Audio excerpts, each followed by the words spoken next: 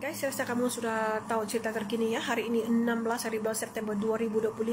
Untuk makluman semua, Saudara Zulfazli Ahmad, Saudara Jul kita telah ditangkap oleh pihak PDRM di Kota Kinabalu, Sabah. Ya, jadi akaun TikTok beliau telah dipadam. Ya, beliau tidak dapat berbuat ni secara langsung lagi, dan saya percaya dia punya handphone pun mungkin akan dirampas.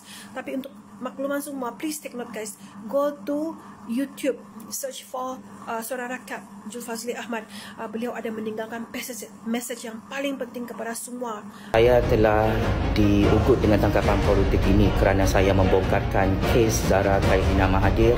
Saya juga telah ditangkap kerana mengkritik KM sebagai dalang utama dalam kes Zahra Khairlina Mahathir. Dengan ini, saya tidak akan mahu tutup mulut saya dan saya lebih rela untuk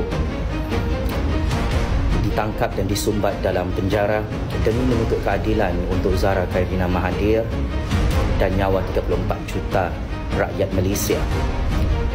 Oleh itu, saya merayu sokongan, doa dan sumbangan ikhlas daripada 34 juta rakyat Malaysia untuk kos guaman saya bagi membongkarkan kes Zahra Khairlina Mahathir.